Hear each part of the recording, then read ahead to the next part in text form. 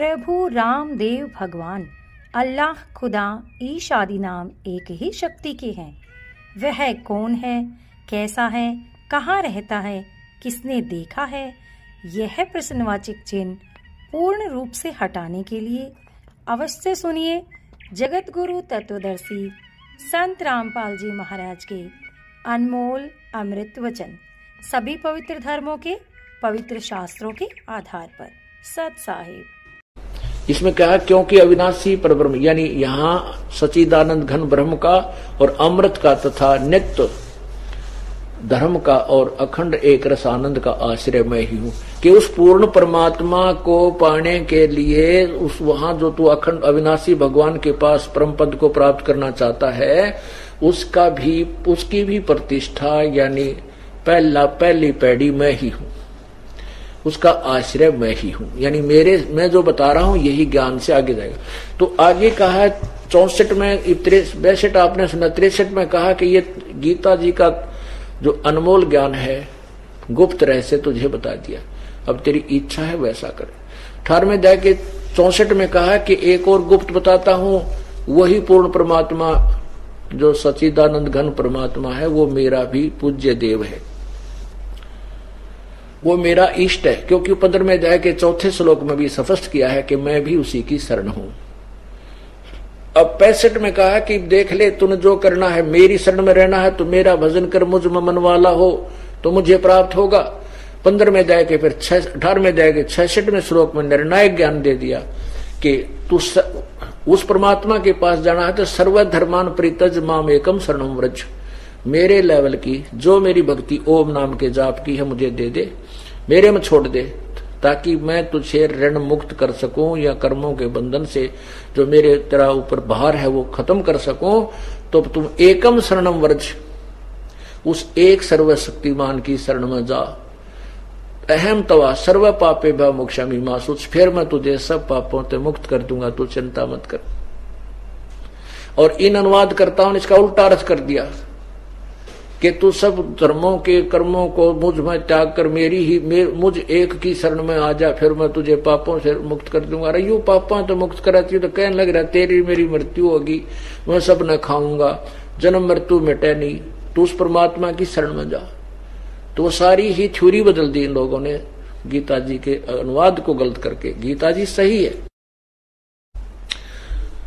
तो इन भ्रमणाओं को मिटाने के लिए परमात्मा कबीर परमात्मा जी आए थे।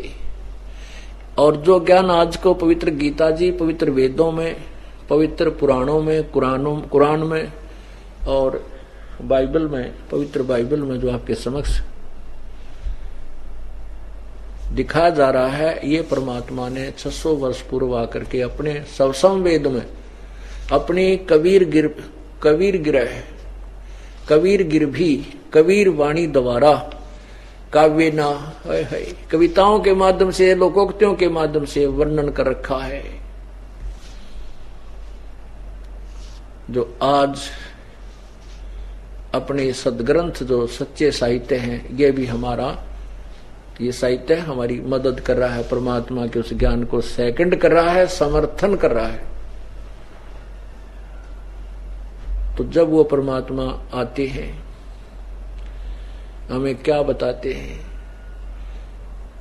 भाई और बात तेरे काम न आवे, तू संतों शरण लाग रे, के सोवे गफलत में बंदे,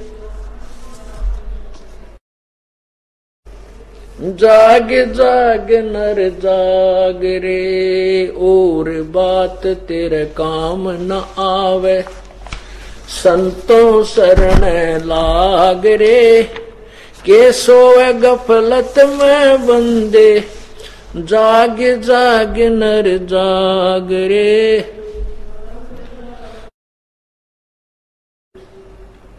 इस तन सराय में जीव मुसाफिर, करता रहे दिमाग रे, तन सराय में जीव मुसाफिरी, करता रहे दिमाग रे, रात बसेरा कर ले डेरा, चले सवेरा त्याग रे, चले सवेरा त्याग रे। और बात तेरे काम न आवे, संतों शरण लाग रे। के सोवे गफलत में बंदे, जाग जाग नर जाग रे।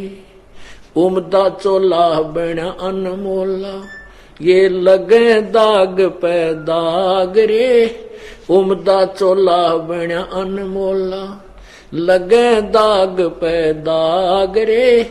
2 दिन की गुजरान जगत में क्यों, जड़े बिरानी आग रे, जड़े बिरानी आग रे। और बात तेरे सोवे गफलत में बंदे, जाग जाग नर जाग रे, जाग जाग नर जाग रे। भाई को बद कांचड़ी चढ़री चित पे, तू होया मनुष्य से नाग रे। को बद कांचड़ी चढ़री चित पे, होया मनुष्य से नाग रे। सूझे नहीं सजन सुख सागर, बिना प्रेम बैराग रे, बिना प्रेम बैराग रे। और बात तेरे संतों शरण लाग रे। क्या सोवे गफलत में बंदे, जाग जाग नर जाग रे। भाई अर सुमरे सो हंस कवावे, कामी करो दी कागरे। हर सुमरे सो हंस कवावे, कामी करो दी कागरे। बोरा न भर में विष के बन में, चल बेगमपुर बाग रे, चल बेगमपुर बाग रे। और बात तेरे के सोवे गफलत में बंदे, जाग जाग नर जाग रे। भाई शब्द सैन सतगुरु की पेछाणी, पाया अटल सुहाग रे। शब्द सैन सतगुरु की पेछाणी, पाया अटल सुहाग रे। नितानंद महबूब गुमानी, प्रगट्य पूर्ण बाग रे, प्रगट्य पूर्ण बाग रे। और बात तेरे काम न आवे, संतों शरण लाग रे। के सोवे गफलत में बंदे, जाग जाग नर जाग रे, जाग जाग नर जाग रे। और बात तेरे काम न आवे, संतों शरण लाग रे। के सोवे गफलत में बंदे, जाग जाग नर जाग रे, जाग जाग नर जाग रे। सत साहिब। पुण्यात्मा, परमात्मा की वाणी, परमात्मा के विषय में जो संतों ने, जिन्होंने परमात्मा प्राप्त करने की चेष्टा की है, जिनमें ये पूर्व जन्म के संस्कार थे, वो आत्मा तड़फ उठती है प्रभु के लिए। जब तक वो सांसारिक धंधों में लगा हुआ है, लेकिन थोड़ी बहुत कसक फिर भी उसके अंदर रहती है। और जिस समय उसको कोई ऐसा मार्गदर्शक मिल जाता है, परमात्मा की चर्चा सुनाता है कोई अधिकारी, तो उसमें एक विशेष तरफ जाग जाती है, किसमें, जिसमें पूर्व जन्म में कभी भक्ति की हुई है और पूर्व संस्कार की भक्ति विद्यमान है, शेष रहती है। जैसा कि कल आपको बताया था कि 2 प्रकार से मानव शरीर प्राप्त होते हैं। एक तो वो पुण्यात्मा होते हैं जो पूर्व जन्म से अपनी भक्ति करते हुए आ रहे हैं, और उन पुण्य संस्कारों के वश उनको 2, 4, 10 मनुष्य जन्म कंटिन्यूस मिल चुके हैं, और वो सत्संग सुनते हैं, परमात्मा की चर्चा सुनते हैं। वो तुरंत ही सर्व विकारों को त्याग कर, चाहे वो कितने ही वर्तमान में कितने ही दुष्ट प्रसिद्ध हो चुके हों, जैसे कोई वैश्या का कर्म करते थे, कोई शराब पीते थे, कोई ओसे और भी गंदे कर्म करते थे, जब उन पुण्यात्माओं को ये मार्ग मिला, एकदम तड़फ गए और सब विकार त्याग दिए। डाकुओं ने भी अपनी क्रियाएं को चेंज करके और बड़े बड़े जो न भक्त कहाए। दूसरे वो होते हैं जो टर्न वाइज नंबर, जिनको टर्न वाइज जो मनुष्य शरीर मिलता है, 84 लाख योनियों के सब प्राणियों के शरीरों को भोग भाग के एक तो स्वाभाविक एक जीवन तो मिलता ही मिलता है सब प्राणियों, तो वो देर से मानते हैं, वो विकार भी नहीं त्यागते हैं शीघ्र से,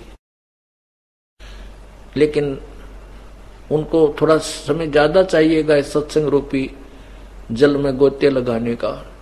निर्मलता आ जाएगी, क्योंकि साबुन वही है, पानी वही, जल वही है, डिटर्जेंट साबुन है परमात्मा का।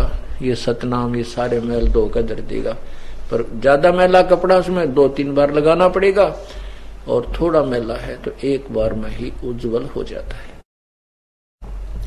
तो ये जैसे नित्यानंद जी महाराज कौन थे, ये ब्राह्मण घर में जन्म था इनका, जिनका ये जो दास शब्द सुनाता है, ये वैसे ये शब्द, ये जो काव्य है, ये कबीर परमात्मा का है, उनके शब्दावली में लिखा हुआ है। तो इस महापुरुष ने उसके नीचे अपना एक नाम जोड़ रखा। फिर भी हमने तो आपको इस सत्य संदेश को आप तक पहुंचाना है, वो किसी भी माध्यम से आपके पास जाना है। सरंज किससे की, वो दवाई परमात्मा कबीर जी वाली है, औषधि वही है, ये आपके कानों के माध्यम से पहुंचानी। और साथ में निर्णायक ज्ञान भी देना है कि जिनको सतमार्ग नहीं मिला, उन्होंने अपना प्रयत्न भी किया, घर भी छोड़ दिए, साधनाएं भी कठिन की, और वो जन साधारण में प्रसिद्ध भी हो गए, और फिर भी जैसे थे ज्यों के तो, एज इट इज नथिंग, उनको कुछ भी प्राप्ति नहीं हुई।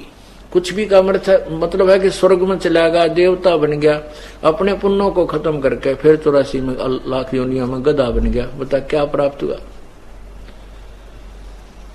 कहते हैं ये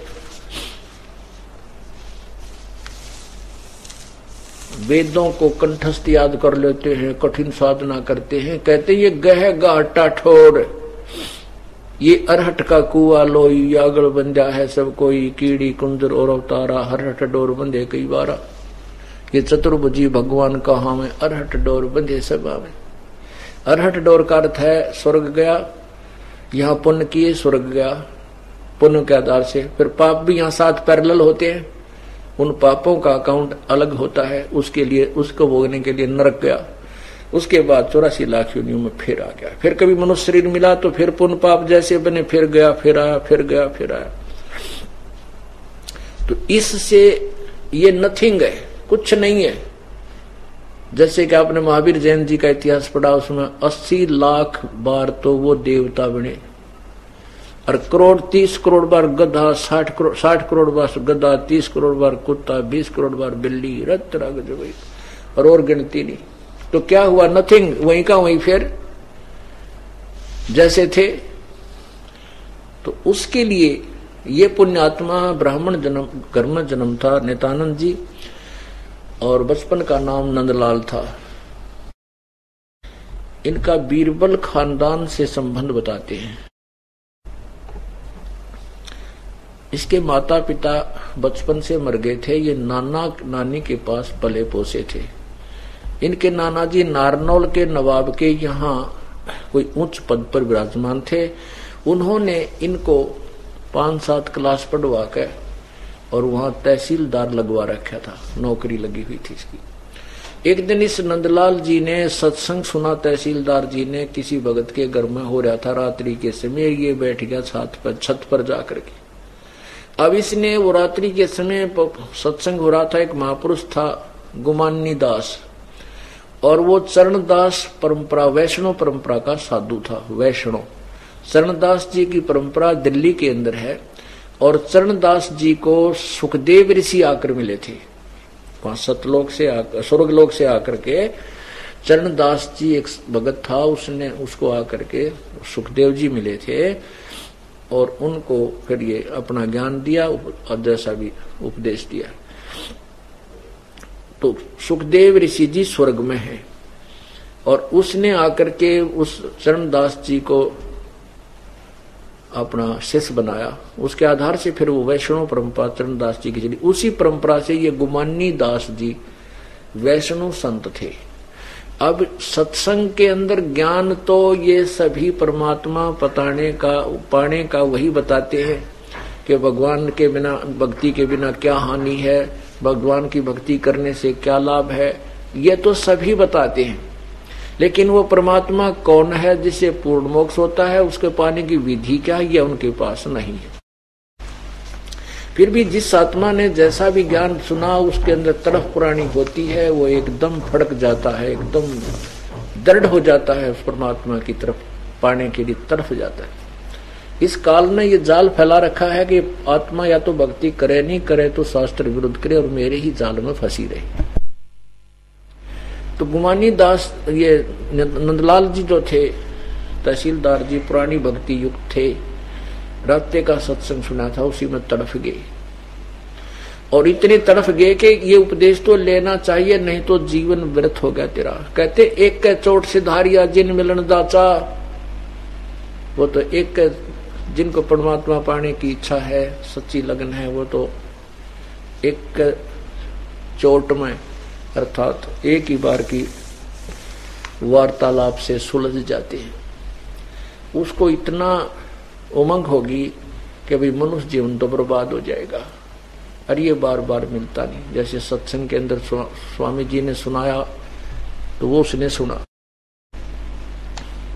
अब उसके काल ने कैसी बाधाएं डाल रखी उस पुण्यात्मा के अंदर के। एक तो ब्राह्मण, आज से 250 वर्ष पहले की बात है, छुआछूत चरम सीमा पर थी।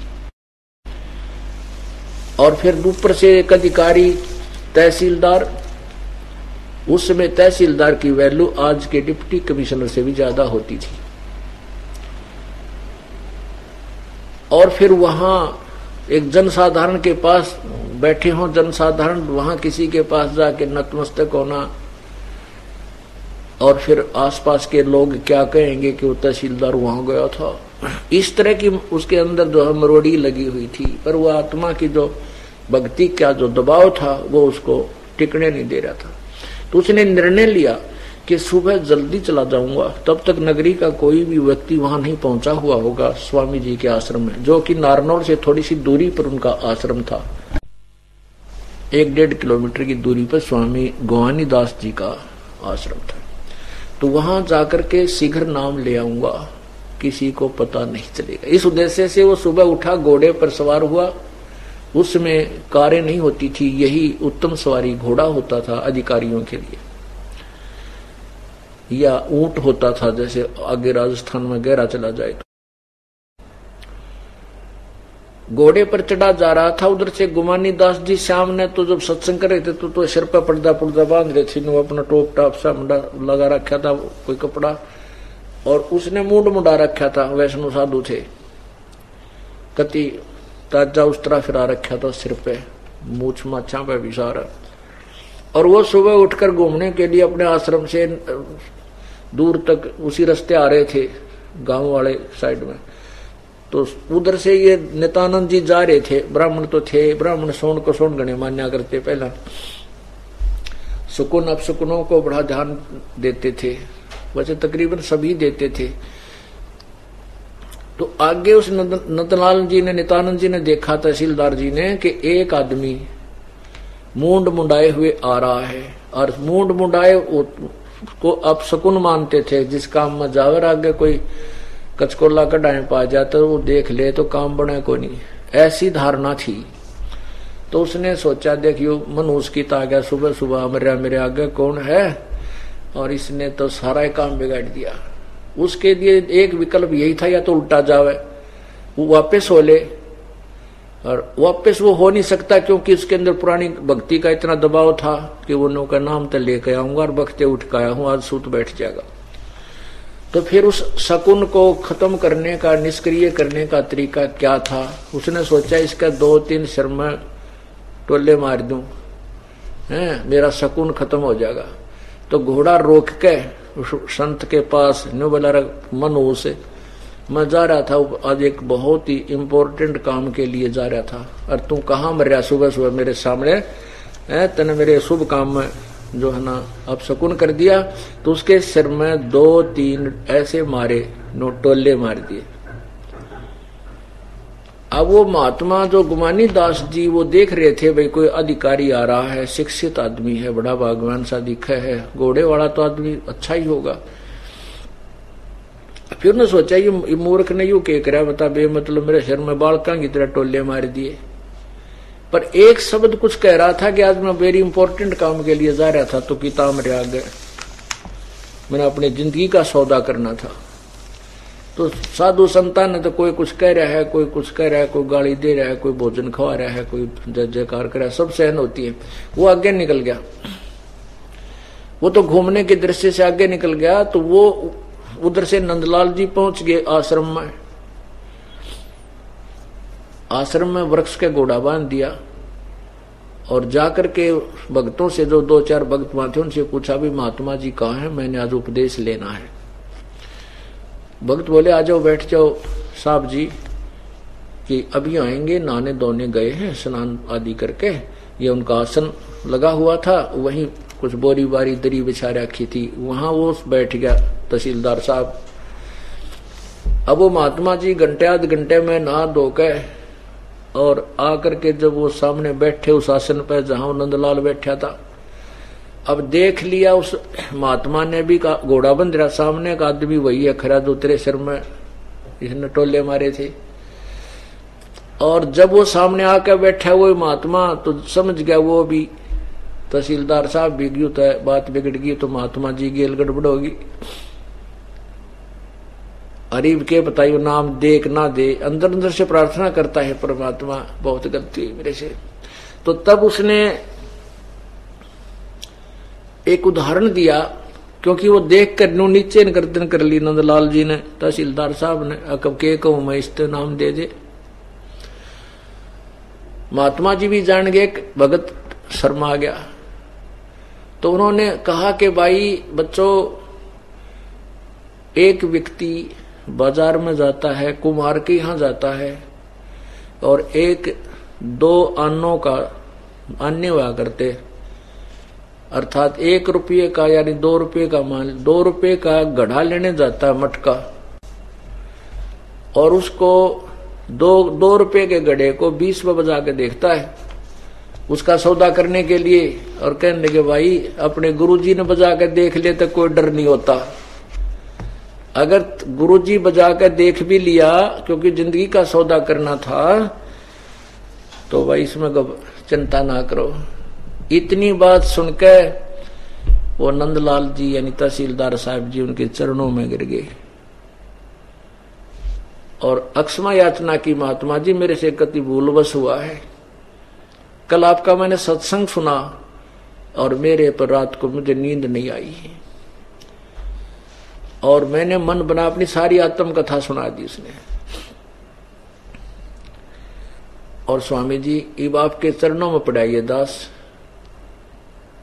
बक्सो चाहे मारो। तब सीने से लगा लिया उस महापुरुष ने और कहा ले बेटा उपदेश ले और नाम जपा कर। अब उसके बाद फिर कुछ दिनों के बाद उसकी पत्नी की मृत्यु होगी। माँ बाप पहले नहीं थे। अब नित्यानंद जी कहते हैं कि और चोट लगी और वैराग्य हो गया कि संसार तो भाई नकली सांग है, कुछ सौदा नहीं। पहले तो अनाथ था, नाना नानी का पड़ा, माँ बाप सिर पर नहीं, माँ बाप का पंजा नहीं रहा, और अब यह पत्नी मर गई। अब मैंने तो केवल परमात्मा ही पाना है, इस जन्म मृत्यु के झंझट से पीछा छुटवाना है। अब पुण्यात्माओं, अगर को नालायक सा होता जिसमें पिछले जन्म की भक्ति ना होती तो नाम छोड़ देता, देख मेरी पत्नी मर गई, किसा नाम होया, और उसके दूना दृढ़ विश्वास हो गया कि तो कुछ भी सांग को ना, आज अब पत्नी मरी कल मैं भी मरूंगा। परमात्मा कहते हैं समझे ना मूर्ख लोग, और जब अपने को भी मरना होगा करा किसका सोग। यदि हमने ना मरना हो तो फिर चिंता करा, ये तो भाई गलत मर गया, आज कल यू मरा है तो आज ये मरा है तो 2 दिन पीछा अपना भी काल के मुंह में जान का नंबर है। साथी हमारे चले गए भाई हम भी चालन हारे, कोई कागज में बाकी रह रही तात लगी है वार। काकभूषण की कथा सुनी। अब काकभूषण कहता है कि शुक्र है वो मेरा सारा परिवार नष्ट हो जाने से मुझे भगवान का मार्ग मिल गया, यदि वो चोट ना लागती तो मैं भगवान के मार्ग में नहीं लगता, वो सबसे बड़ा दुर्भाग्य होता मेरा, और उससे पहले मैंने लाखों करोड़ों जन्म बर्बाद कर दिए थे। इसी तरह तो पुण्यात्माओं परमात्मा के मार्ग को बहुत गहनता से सोच करके चलना, निकाल पग पग पर जो है ना कुहाड़ा मारता है इस भक्ति रूपी पेड़ को काटने के लिए, समाप्त करने के लिए। तो नित्यानंद कहता है, उस नित्यानंद ने इस चोट को पॉजिटिव ढंग से ले लिया और नालायक होता को भक्तिहीन होता कहता के दे भक्ति में मेरी पत्नी मर गई। परमात्मा कहते हैं मात पिता मिल जाएंगे, मात पिता मिल जाएंगे 1,84 माँ, भाई सतगुर सेवा और ये बंदगी फेर मिलन की ना। इस आधार से नित्यानंद जी ने नौकरी भी त्याग दी और यहाँ एक दादरी के पास डिस्ट्रिक्ट भिवानी के अंदर एक जटेला जोड़ है, तालाब होता था, उसमें 4-5 गांवों की सीमा एक स्थान पर मिलती थी, कुछ क्षेत्र था ऐसा कॉमन सा, उसमें जंगल था, वहां आकर साधना की। अब साधना तो उसने क्या की वो तो हम बताएंगे, लेकिन अन्य जनसाधारण से तो उसने अपने हिसाब से ठीक की और वो स्वर्ग तक पहुंच गए। फिर 84 लाख योनियों में कंपलसरी आएंगे। फिर भी उसी को आधार मानकर हमने देखो, खेल के मैदान के नियम तो सिमिलर होते हैं, चाहे डिस्ट्रिक्ट लेवल पे खेल रहे, चाहे फिर स्टेट लेवल पे खेलें, चाहे फिर जो ना अपना अंतर्राष्ट्रीय स्तर पर खेलें, नियम वही होते हैं। तो उन्हीं नियमों को बताते हुए आपको उस पूर्ण परमात्मा इंटरनेशनल लेवल की खिलाड़ी हो आप, आपके लिए भी वही नियम लागू है। अब वो क्या कहते हैं, नित्यानंद जी को जब ज्ञान समझ में आ गया, कहते सिर सौंप्या गुरुदेव को सफल होया यो शीश, नित्यानंद इस शीश पर आप बसे जगदीश। अब नियम वही है, परमात्मा को कहते गुरुदेव को समर्पण कर दिया, अब यो शीश सफल हो गया मेरा, अब चाहे वो किसी तरह रखे। और अब इस शीश के ऊपर परमात्मा स्वयं रक्षक हैं इसके। अब उसने किस परमात्मा को शीश समर्पण किया,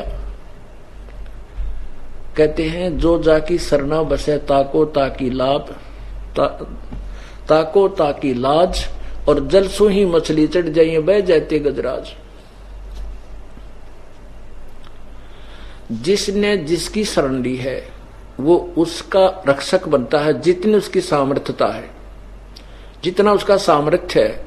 जैसे आपने तहसीलदार से मित्रता की और आपकी उसकी खास घनिष्ठ मित्रता, जब बात बनती है कोई भी किसी से कीजिए आप, तो आप जब उसके मिलने जाओगे तो वो केवल इतना काम कर सके कि आपकी रजिस्ट्री आपके ऑफिस में बैठा करके सारे काम क्लर्कों के द्वारा 2 मिनट में करा के और आपकी रजिस्ट्री कर देगा। इसके आगे तहसीलदार का कोई ब्योंत नहीं है कि आपको और कोई राहत दे। रजिस्ट्री के रोज करवाओ, जिंदगी में एक आध बार हो पाएगी, तो इतना ही राहत वो कर सकता है। अब इसी प्रकार हम किसी अन्य बड़े अधिकारी से करें तो जितना उसका सत्र है उतना लाभ देगा, उसका क्षेत्र है, क्षमता है। ऐसे ही तो ऐसे हम जिस भगवान की जिस इष्ट की पूजा करते हैं उसमें जितनी सामर्थ्यता है उतना ही लाभ आपको दे देगा। लेकिन जन्म मृत्यु का रोग नहीं कटे, और इसके कटे बिना ये दुख नहीं मिटे, ये तो दीर्घ रोग लगा हुआ है। तो नित्यानंद जी ने जिस भी इष्ट का साधना की उसने उसके साथ रहा। जैसे वैष्णव साधक थे, विष्णु जी की उपासना की, उनको जितना राहत थी उनको देते रहे, लेकिन मोक्ष नहीं। अब क्या बताते हैं वो, फिर हमें उससे शिक्षा लेनी है। क्या बताते हैं कि ब्राह्मण कुल में जन्म था, मैं करता बहुत मरोड़े, गुरु गुमानी दास ने यो दिया को भदगढ़ तोड़े। एक तो उच्च जाति का अभिमान ब्राह्मण, और फिर एक राजमय हिस्सा तहसीलदार। तो यहाँ कहते हैं यो कोबद का गढ़ था, यो भक्ति नहीं करने देता, मोक्ष नहीं प्राप्त होने देता। वो कोबद का गढ़, वो किला कहते उस संत ने तोड़ दिया, महापुरुष के वचनों से मुझे ज्ञान हो गया और अधीनी आ गई और परमात्मा के पाने का रास्ता प्रशस्त हुआ। ब्राह्मण कुल में जन्म था मैं करता बहुत मरोड़, और गुरु गुमानी दास ने यो दिया कुबदगढ़ तोड़े। संतों के बिना ये कुबदगढ़ नहीं टूटता। हमने किस भगवान की भक्ति करनी है वो तो तत्वज्ञान से प्राप्त होगा, लेकिन तत्वज्ञान से हमें ज्ञान होगा, परंतु मर्यादा जो की तो है। चाहे आप किसी भी इष्ट की साधना कीजिए, गुरु बिन नहीं हो सकती। और फिर आधीनी प्रथम हो, सच्ची लगन हो, सच्ची श्रद्धा हो, और हठ योग से परमात्मा प्राप्ति नहीं होती। अन्य सिद्धियां आदि आ जाती हैं जो जीव की शत्रु होती हैं। वो कौन कौन सी सिद्धियां हैं? परमात्मा कहते हैं ये जो दूसरे साधक हैं छोटी मोटी सिद्धियां प्राप्त करके प्रभु बन जाते हैं, और कबीर परमात्मा के पास असंख्य सिद्धियां हैं।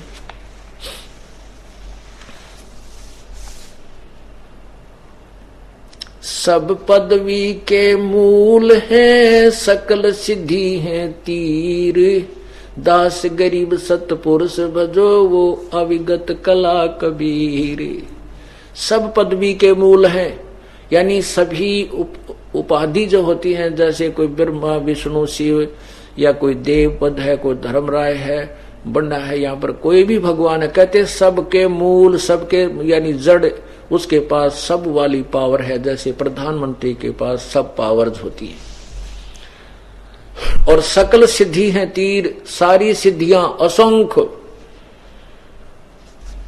और उनमें से मुख्य मुख्य 24 सिद्धि हैं जो कबीर परमात्मा की इस भक्ति, सत भक्ति, सतनाम यानी सार नाम से, और सतनाम और सार नाम से सिद्धियां आनी शुरू हो जाएंगी, लेकिन उनका प्रयोग नहीं करना अपन, कत्ती भूल कर भी। यही हमारे लिए शत्रु बन जाएंगी। जैसे सारनाम मिलने के बाद आप किसी को थोड़ा बहुत आशीर्वाद दे दोगे, कोई कहने लग जाओगे, उससे लाभ होना शुरू हो जाएगा, लेकिन आपकी जेब कटती चली जाएगी। ये भूल नहीं करनी है हमने। ये अपना हर तरह से इस कमाई को बचा कर रखना, नहीं तो यहीं फिर कई युगों का काम फिर बढ़ जाएगा। तो उसके बाद क्या कहते हैं परमात्मा के हमारे नाम से, आपके सत भक्ति से 24 सिद्धि आवेंगी, लेकिन 24 सिद्धियों को भी आपने प्रयोग नहीं करना, इनको तो विष समझ लेना। शब्द महल में सिद्ध 24, हंस बिछोड़े विश्वे बीसा। हमारा जो सतनाम है, सारनाम है, इससे फिर आपको सिद्धियां आ जाएंगी। 24 सिद्धियां हैं, और ये जीव को भगवान से पक्कम पक्का दूर करेंगी। इसलिए आगाह किया जाता है कि ना किसी को बुरा कहना है, यूं भी नहीं कहना भाई इतना नाश हो, इतना कीड़े पड़ियो। ये भी उसको आपका वचन फलन लग जाएगा, उसको हानि हो जाएगी, और आपके पाप बढ़ जाएंगे, कमाई समाप्त हो जाएगी। कभी नहीं कहना। परमात्मा बावला नहीं है, अनजान नहीं है, उसका विधान बहुत अटल है। जो जैसा करेगा उसको फल अवश्य देगा। आपके साथ कोई बुरा कर रहा है तो करने दो, आपको पता है कि तो कांटों में हाथ मार रहा है, बिजली को छू रहा है।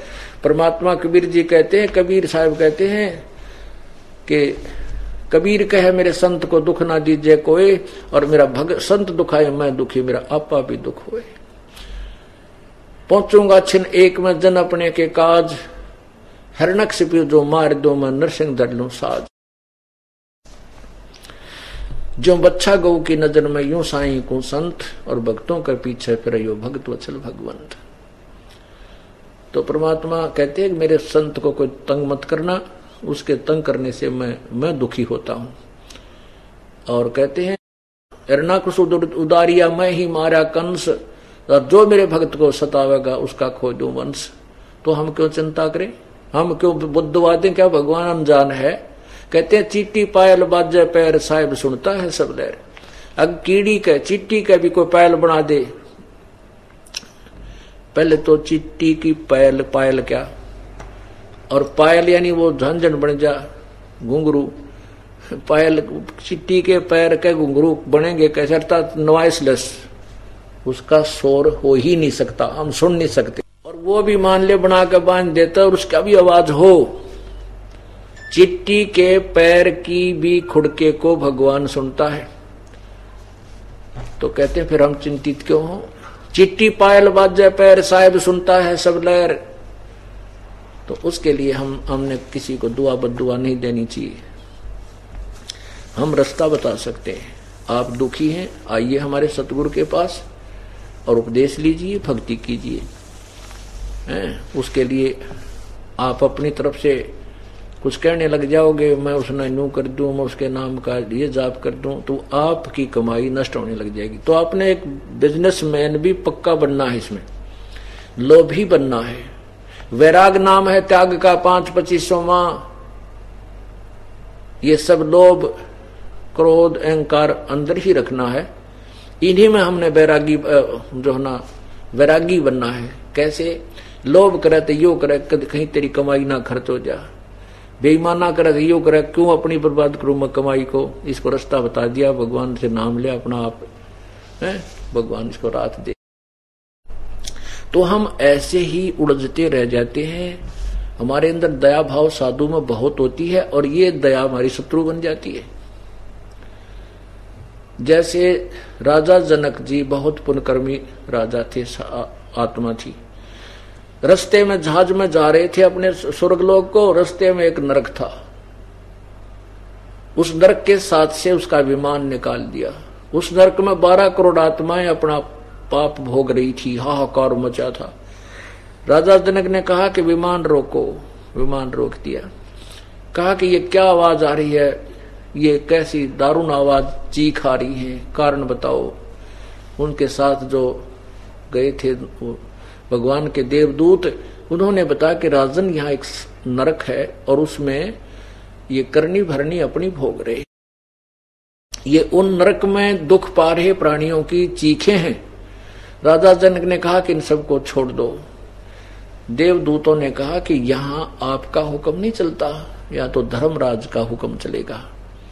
कहा धर्मराज से मेरी अर्ज लगाओ, इनको सबको छुड़वाओ। धर्मराज आ गया। धर्मराज ने यानी न्यायाधीश ने कहा कि राजन आप चलिए अपने स्वर्ग में, ये अपने करनी का भोग रहे हैं, ये नहीं छोड़े जा सकते। तो राजा ने कहा, जनक ने कहा कि मुझे भी यहीं छोड़ दो, मैं भी यही रहूंगा, मैं नहीं जाता आगे। अब न्यायाधीश ने कहा, धर्मराज ने कहा कि इसका एक विकल्प है, आप अपने आधे पुण्य दे दीजिए, हम इनको छोड़ देंगे। राजा बोला तथास्तु, मैंने आधे दे दिए, मुझसे नहीं देखा जाता इनका ये बुरा हाल। अब अपने आधे पुण्य दे दिए, संकल्प कर दिए। वो 12 करोड़ आत्माएं नरक से निकालकर स्वर्ग भेज दी उसी के सामने। वो राजा जनक दयालु संत होते हैं, वो भी विमान में बैठ कर स्वर्ग चला गया। अब यहां निर्णायक ज्ञान शुरू होता है, इसको तत्व ज्ञान कहते हैं, इसको नीर खीर छानना कहते हैं। दूध और पानी यहां छनता है कि जब तक राजा जनक द्वारा दिए हुए पुण्य उन नरक भोग रहे प्राणियों के साथ रहेंगे, तब तक तो वो स्वर्ग में रहेंगे। जब वो पूंजी समाप्त हो जाएगी पुण्यों की, वो पाप उनके ज्यों के त्यों रखे, उनके कारण फिर नरक में आना होगा। और उधर से राजा जनक आधा खाली कर दिया, नष्ट कर दी उसने अपनी कमाई। फिर वो क्या बने? वो नानक जी के रूप में वही आत्मा अवतरित हुई। राजा जनक के समय उनके सामने नौकर खड़े रहा करते थे, फिर स्वयं नानक जी वही राजा जनक वाली आत्मा श्री नानक जी बनकर सुल्तानपुर में एक नवाब के यहां स्वयं नौकर लगे। तो पुण्यात्माओं, इस निर्णायक ज्ञान से और इस रोशनी में इस टॉर्च को साथ रख के चलना है परमात्मा के तत्व ज्ञान को, तब आप ठोकर नहीं खाओगे, मार्ग पर चलते रहोगे। तो यहां क्या बताते? शब्द महल में सिद्धि 24, अंश बिछोड़े विश्व 20। उन सिद्धियों की प्रकार बताई है। एक सिद्धि सुरदेव मिलावे, एक सिद्धि मन वृत्ति बतावे, एक सिद्धि हो पवन स्वरूपी, एक सिद्धि हो वे अनुरूपी, एक सिद्धि निस्वासर जागे, एक सिद्धि सेवक हो आगे, एक सिद्धि स्वर्गापुर। मनुष्य जीवन अनमोल है, इसे ऐसे ही व्यर्थ न गवाएं।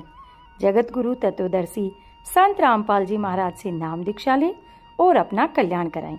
ऐसे ही आध्यात्मिक वीडियो देखने के लिए हमारे चैनल गुरु गोविंद चैनल को सब्सक्राइब करें। बोलो सतगुरुदेव की जय।